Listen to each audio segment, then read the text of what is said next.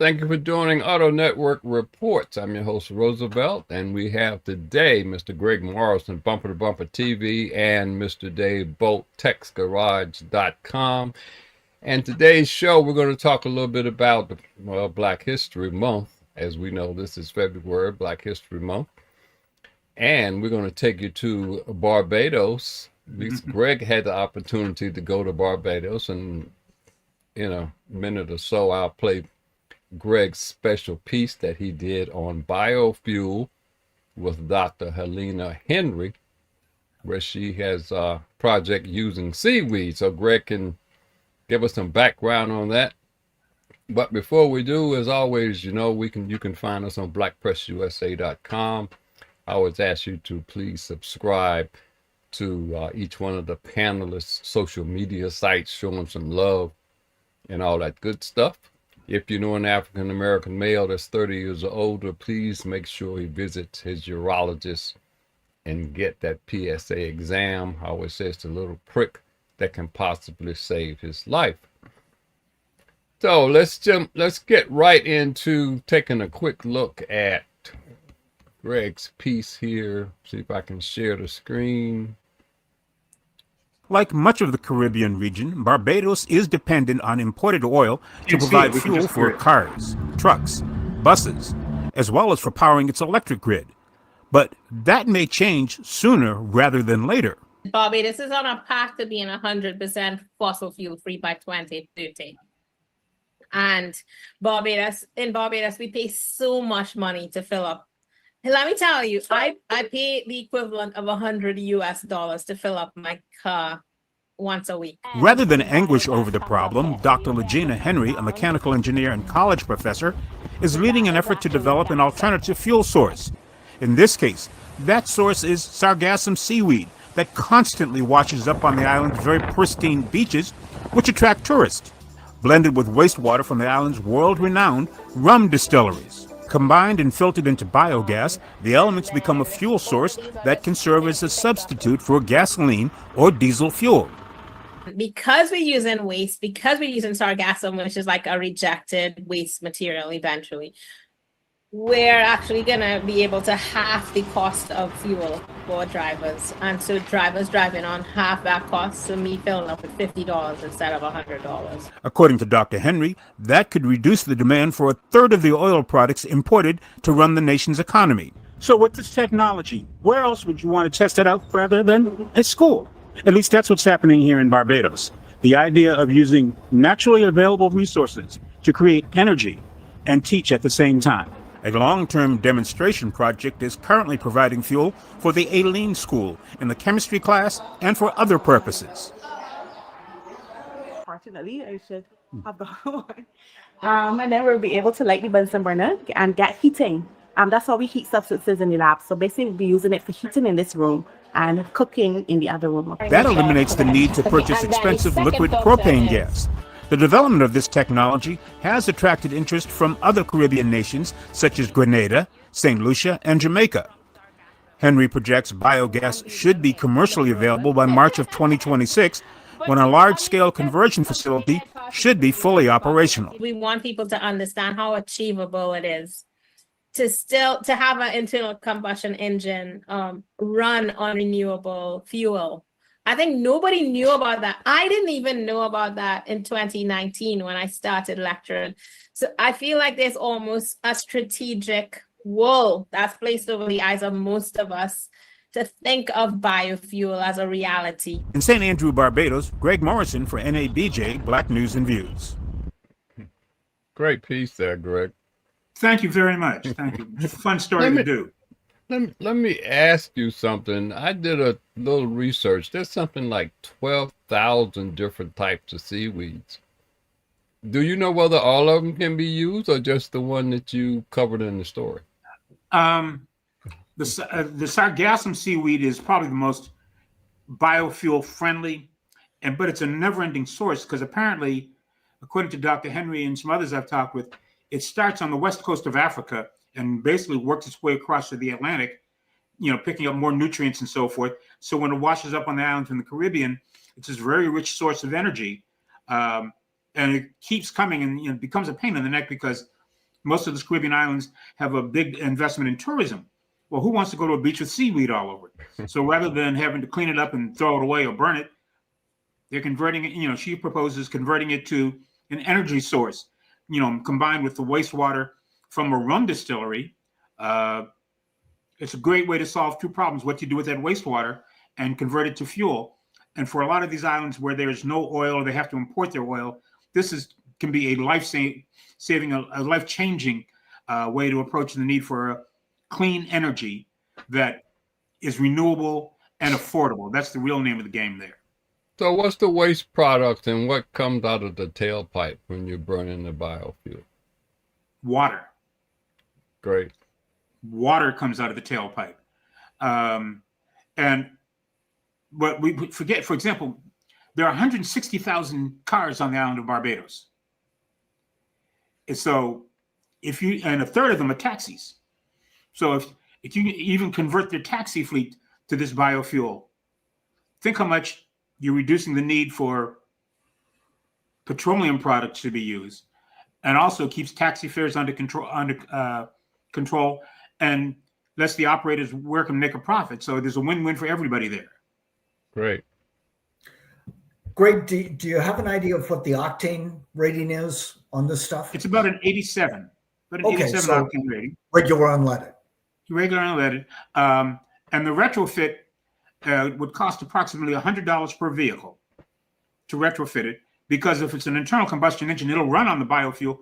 You just have to retrofit the tank and the carburation system or the fuel injection system, which is making a couple minor changes, and off you're off and running.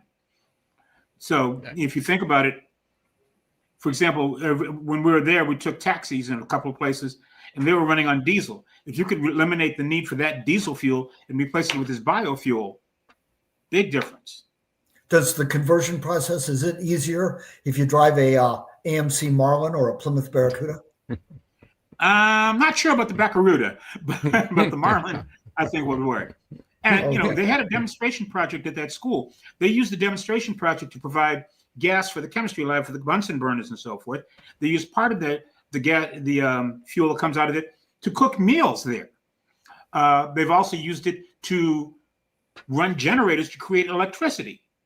So there's multiple uses for this biofuel in an island that has to import much of its oil. There's only one or two places on the island where there's actually oil there, but the rest of it has to come from Trinidad or Venezuela or somewhere like that. And again, not having to do that, making it green, also makes it a much more attractive location for tourists and visitors to come in, because, who doesn't want to go to a green, pristine place in the Caribbean and lay on the beach? Mm-hmm.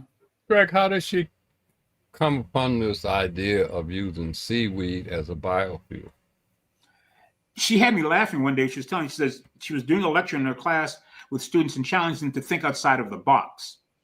And the students say, we like the idea of electric vehicles, but I can't afford an electric car.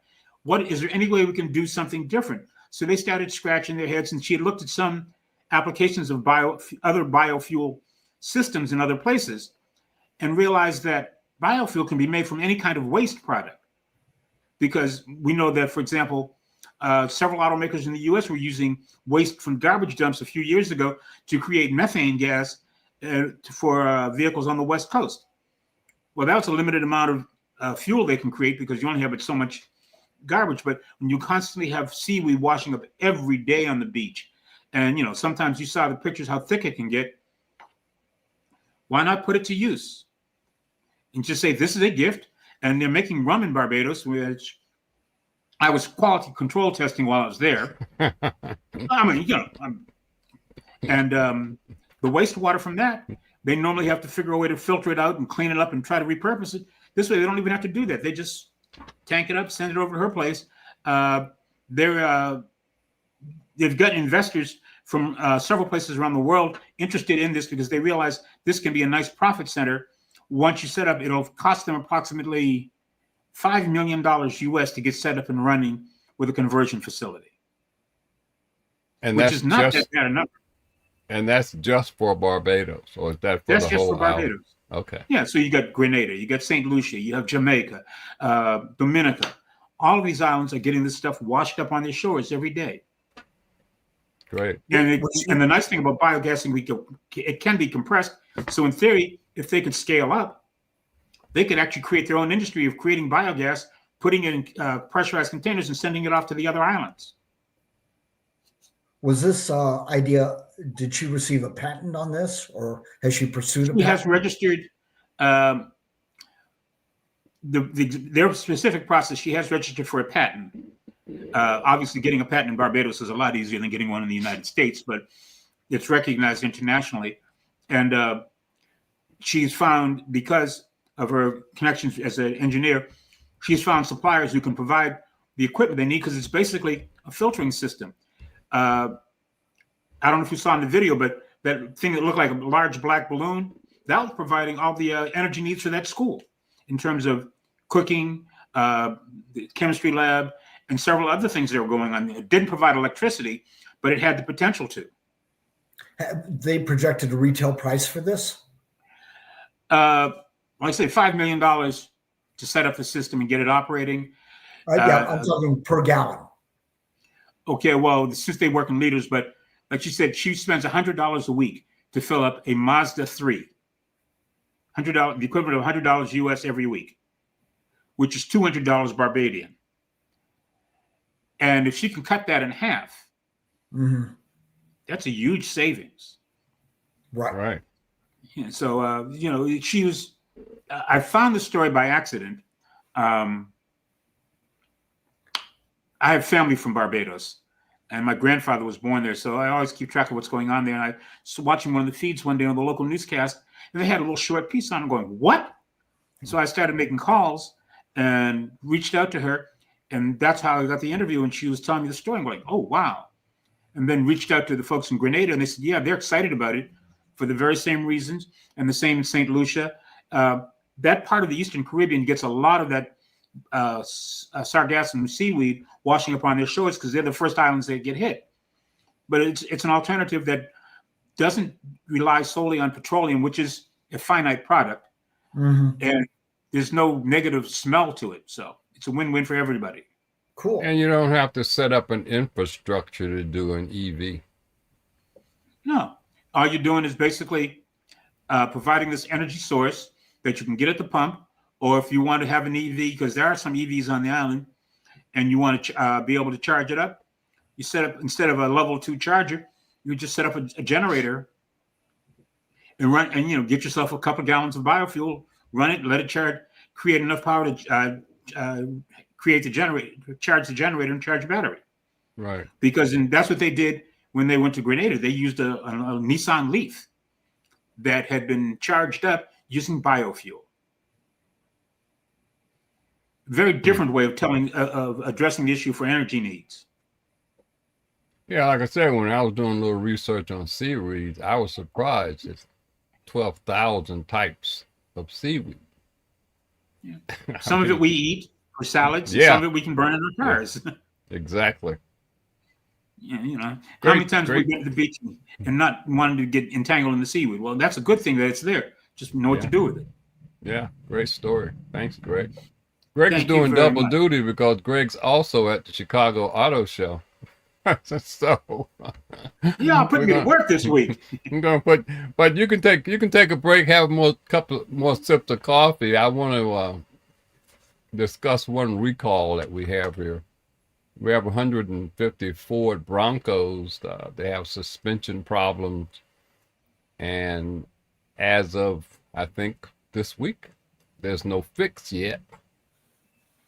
But I would strongly suggest you go to NHTSA.gov, enter your 17-digit VIN number, see if your Bronco is under recall. Call your local dealer, make an appointment, or at least try to find out when they may be able to repair your Bronco. But that's 150,000 Broncos with suspension issues. And from what I understand and reading a little piece on the story, the suspension literally could start, parts of it could start coming apart, fall out on the highway. So we don't need anything like that from the Bronco. But No. anyway. No. But It's interesting because Ford has a big display here at the Chicago Auto Show, and guess who's back at the Chicago Auto Show for the first time in years? Stellantis, Atlantis. with a huge display, big Jeep display. They have the new Dodge Chargers here on display, some Fiats, the Durango. So this is the first time in 3 or 4 years that they've been back. And they had a Jeep press conference today where they talked about the Wagoneer S, one of the smaller versions. This one only has 500 horsepower instead of 600 Roosevelt. So Oh yeah. I know you'll be disappointed. Oh man. Terrible. And the new senior vice president of marketing made the appearance. He literally has been on the job a week and a half. And he's expressing to journalists the new energy that's going on in Stellantis, that people are excited about doing things. They're going to put $3 billion into developing more Jeeps that are EV friendly and also price friendly. They're going to be adjusting pricing points on Jeep products because one of the knocks on Jeeps, and Dave, tell me if I'm wrong on this, that they've gotten a little expensive. Yeah, you're not wrong. Yeah, you're not wrong, Greg. Yeah. So they want to address that. Go ahead, Dave. I'm sorry. Well, no, I was just going to say when I think entry level Wranglers are now 40 grand, and this is ostensibly a product that's designed for young people to buy, old people to enjoy, but young people to be able to buy. And if you're starting a conversation, the Jeep Gladiator is just nuts from an MSRP standpoint. And then I saw something in Automotive News with regard to the new head of Jeep. Everybody is new. The new head of Jeep realizing that the Grand Wagoneer may have been introduced at too high of a price point. That's 70 to something like 100 grand for a Grand Wagoneer, and you're trying to buy your way into space like the Suburban and the Expedition that you haven't been in years. And you're trying to get a piece of that pie starting at 70 to 100 grand. Don't get me started, Greg. You got me started. Anyway, I'm glad they're taking another look at it. They're very, very aggressive rebates on end of the model year sales for most Jeeps, including the Grand Cherokee, bring them back down to where they should have been at the very beginning. So if you are wanting a good buy on a Jeep brand to get a 24 at the end of the year, and I think they still have plenty available, those represent genuinely good buys. Well, I don't know what you guys have done, but we have Terry Avery who says, hello guys, enjoy the information from North Carolina, and Brian Martin all the way from Montreal is tuning in. So, I think last week I mentioned the fact that the new VP executive, I think he was executive vice president of Jeep, was talking about one of the first things that they're going to do is drop the price. Well, that was at the Grand Wagoneer S event. Right. By something like $7 grand. I mean, that's $7 grand that they should have just left off the MSRP in the first place. Yeah. They were going and going during COVID, and they should recognize that party obviously would come to an end at some point. Right. Yeah. One of the other things that's interesting is here at the Chicago show, you have a lot of electric vehicles here. Rivian is here. Tesla's here with that rolling piece of detritus called a truck. I'm not biased, am I? You got Lucid here. BMW electric. They're pushing EVs here.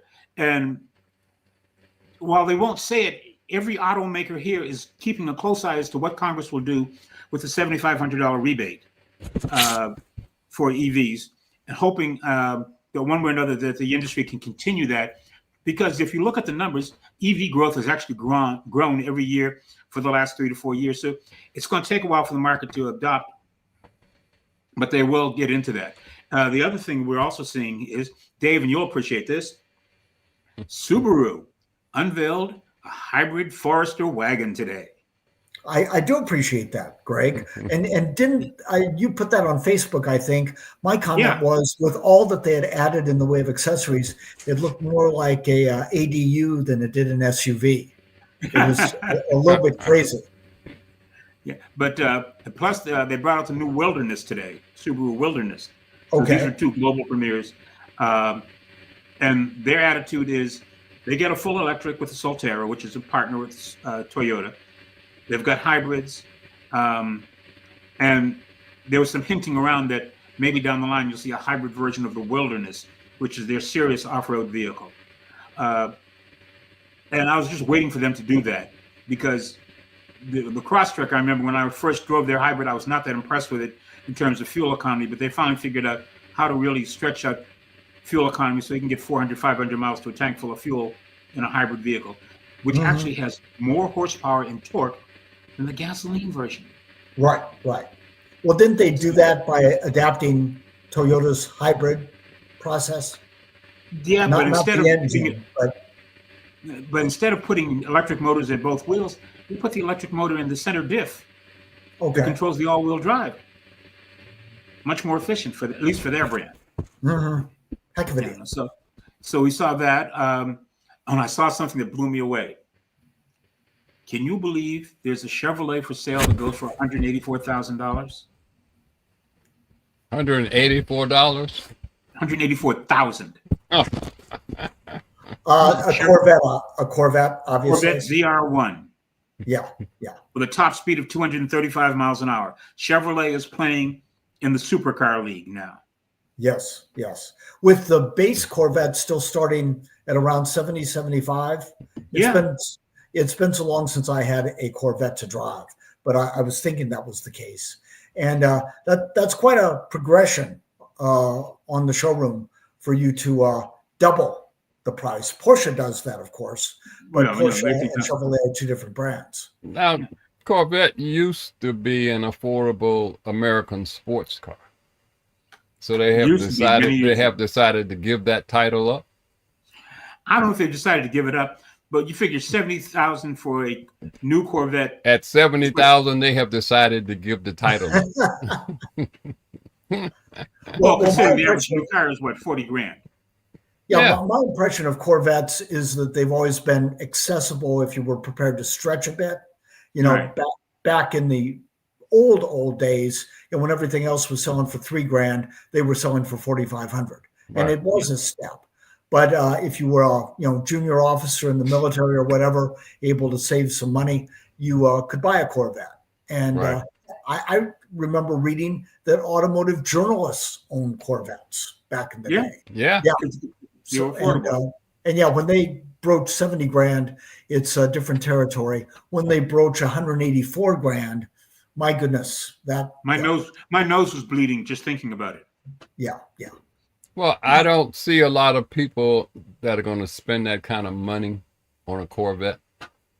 It's nice for them to say that they have something at that price point, but I don't think that's going to bring people into the showroom and say, "Oh, I really have to take a look at that vet."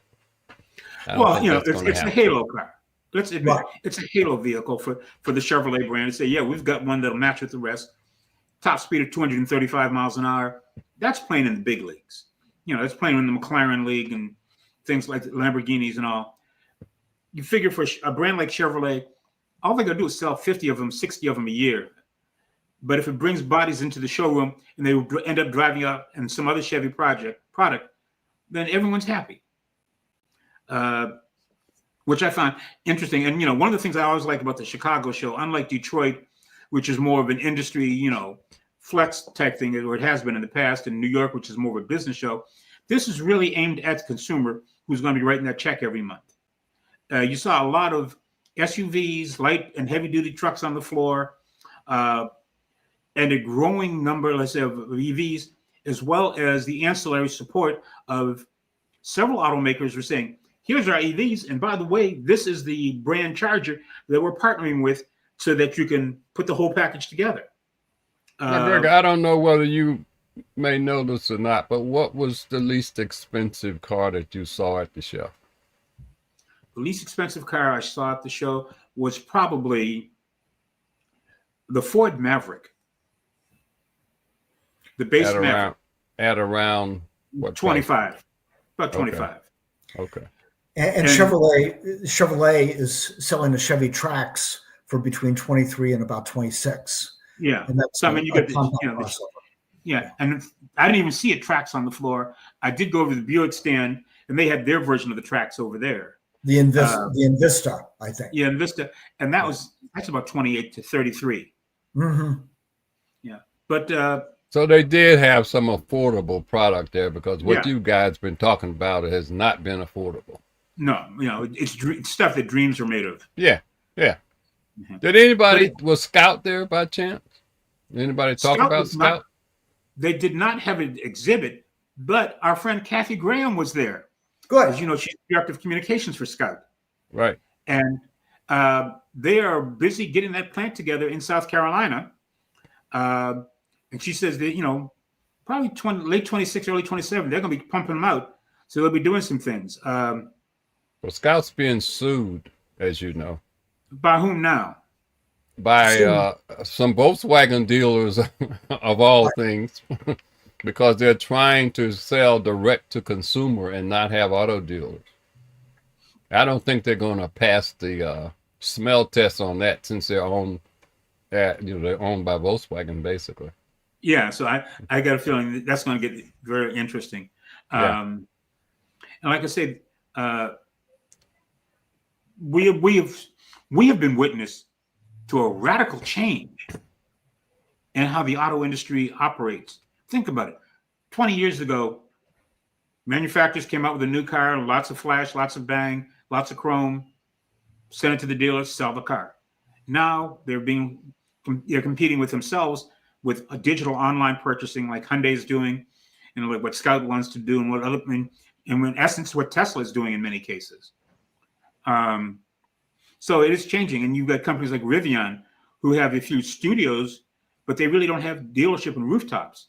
They may have technical repair centers, but that's it. The same with Lucid. So it has changed. We are just lucky enough to be witnesses and chronicling that change as the mobility industry makes a radical change of its own. The downside to me of not having a dealer body or a dealer network, even though people complain about auto dealers, is the convenience of being able to take your car to a place where they know it and it can be repaired. That, even though in electric cars, you don't have the ICE engine and all the accessory, parts to go with it, at some point, it's still going to have to be repaired. And I don't see repair facilities in place for any of these electric manufacturers. Well, that was one of the questions I posed to the folks at Lucid. I said, do you have any rooftops in Atlanta? No dealerships. But we have a tech center in Atlanta where people can come in and bring their cars for repairs. They recognize that very problem, that people need a place where they can go and know that it's an OEM sanctioned, OEM approved repair shop to fix their vehicle. But that's worse than having no charging station. Yeah. So, or as bad. Yeah. Yeah. So the fact that I don't own an EV, I own a plug-in hybrid, but I think we sometimes underestimate the challenges of maintaining an electrical vehicle, given the software that has to communicate with other software. There's a lot going on, despite the relative simplicity in describing what a battery electric vehicle is. Right. There's a lot going on that will need attention. And I think you need to only talk to a Fisker owner to appreciate exactly what you're up against if you have nothing supporting you. Yeah. Yeah. Well, that's one of the things Jeep talked about today, is that they're going to be offering an over-the-air update for this new version of the Wagoneer that will increase your horsepower by 100 horsepower. Rather than having to go in and have someone physically touch anything, just send you an over-the-air. So they're going to be relying on OTA, which has its strengths and its bad points. Strengths is it's convenient. You just wait for it to come in. You turn the car on one time, it updates.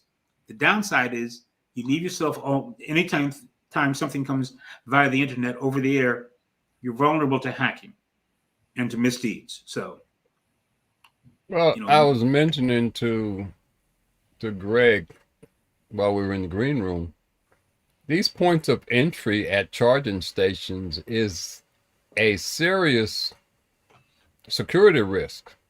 And that's one of the places where hackers can really get into your car. And these cars collect so much data on you, it's unbelievable.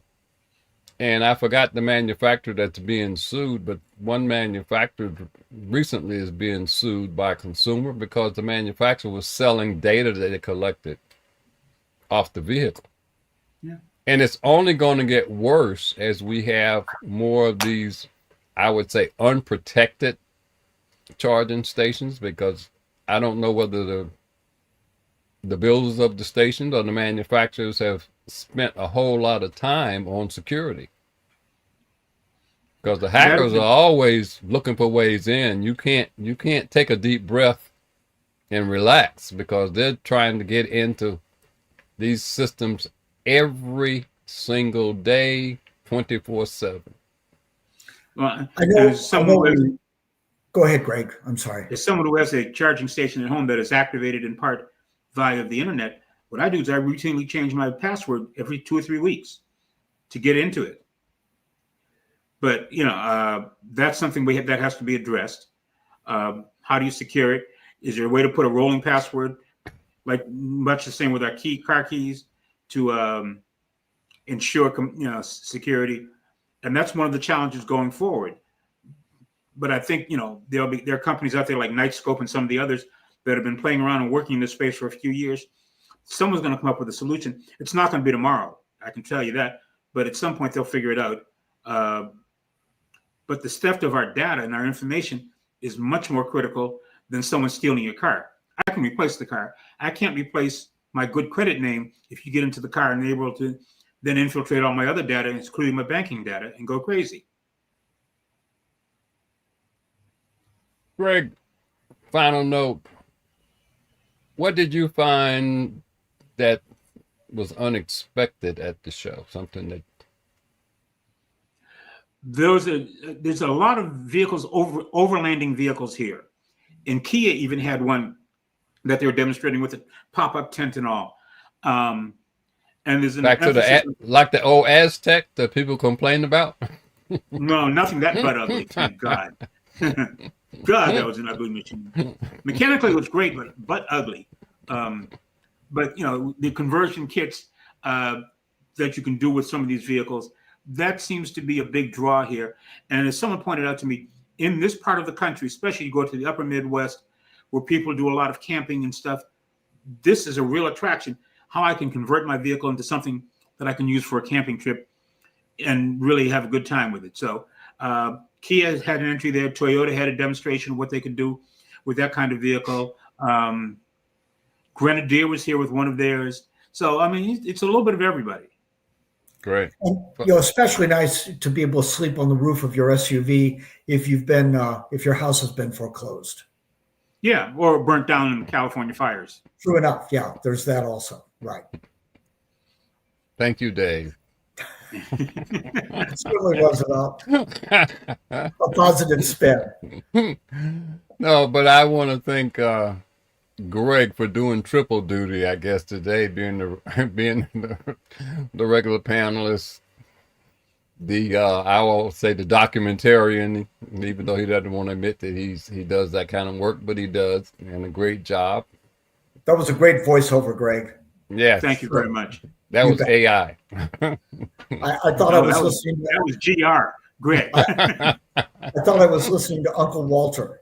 Yeah. And I want to thank the people who showed up in our chat session today. I guess it must have been a topic that at least a couple of people were interested in hearing about, and I appreciate them taking the time to comment. And they said, "Great show, guys." So somebody out there, at least 2 other people other than our family members, appreciate what we do. So your family members watch, mine won't. But that's all another story.